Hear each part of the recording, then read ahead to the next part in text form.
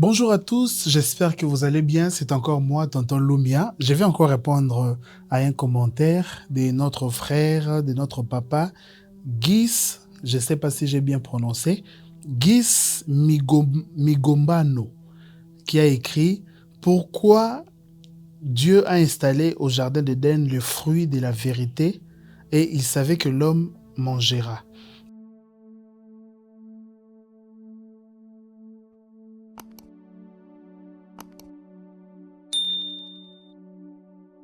J'ai à cet arbre-là. Alors je vais répondre à cette question en posant une question. Comment allons-nous savoir que Adam allait obéir s'il n'avait pas la possibilité de désobéir? Je vais encore les répondre pour que vous puissiez bien réfléchir. Comment savoir si Adam va obéir s'il n'a pas la possibilité de désobéir? Je vous ai parlé dernièrement du libre arbitre. Notre Dieu laisse toujours le choix à tout être de choisir la vie et la mort. Je te conseille de choisir la vie. Dieu laisse le libre choix à l'homme de choisir. Mais pour parler du choix, il doit y avoir deux alternatives, c'est-à-dire A et B. C'est là que le choix intervient.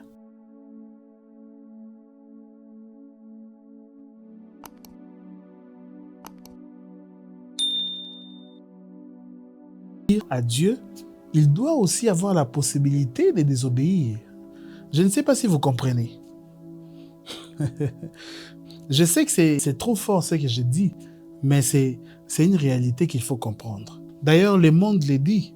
Comment vous pouvez apprécier les miels si les vinaigres n'existent pas? Comment savoir que vous êtes riche si les pauvres n'existent pas? Vous comprenez ça?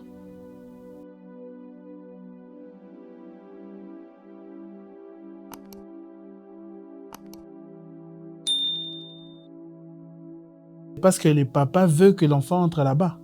Non.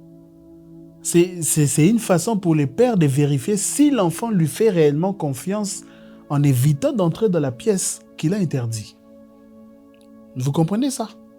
Dieu place l'arbre au milieu du jardin, non parce qu'il voulait qu'Adam mange les fruits.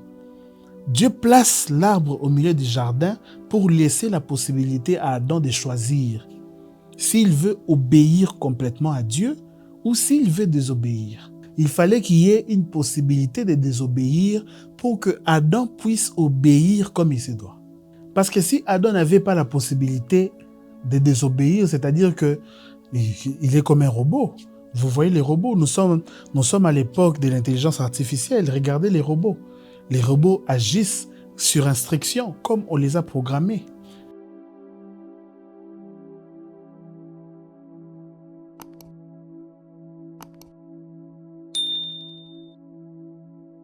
Ça du début à la fin. Or, notre Dieu ne recherche pas des robots. Notre Dieu laisse le libre arbitre à tout être de choisir.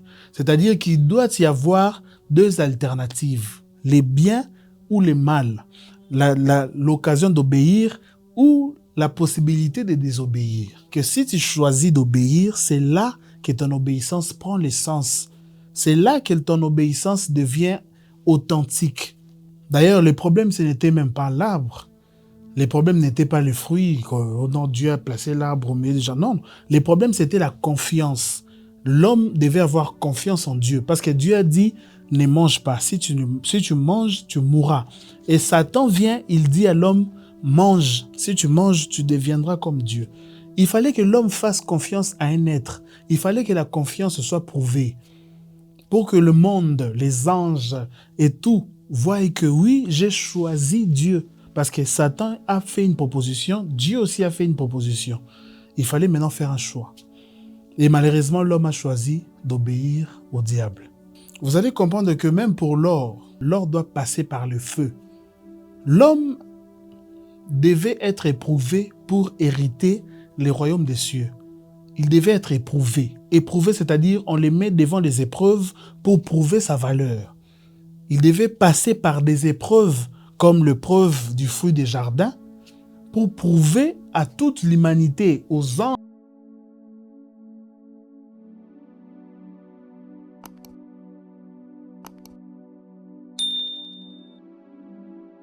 être éprouvé.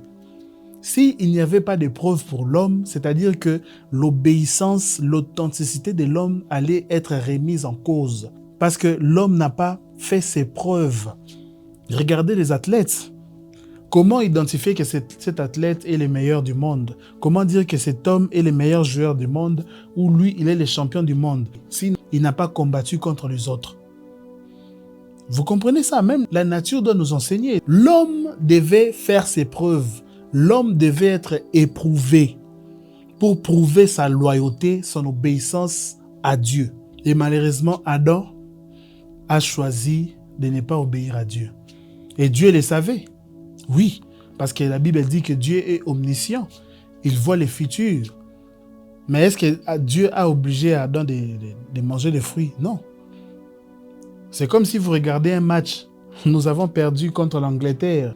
Si vous regardez, vous revenez sur ces matchs-là, vous regardez la rediffusion de ces matchs, parce que vous connaissez déjà les résultats, le score final. Lorsque vous allez regarder la rediffusion de ces matchs, est-ce que votre connaissance du score final va influencer les actions de ces matchs-là? Non. Ce n'est pas parce que Dieu savait qu'Adam allait manger les fruits que sa connaissance de la situation a poussé Adam de manger. Non. Je pense que vous avez votre réponse. N'hésitez pas à vous abonner sur CLB officiel. Je suis Tonton Lumia. Si vous voulez les intégralités des émissions, allez sur YouTube, tapez CLB officiel. CLB officiel.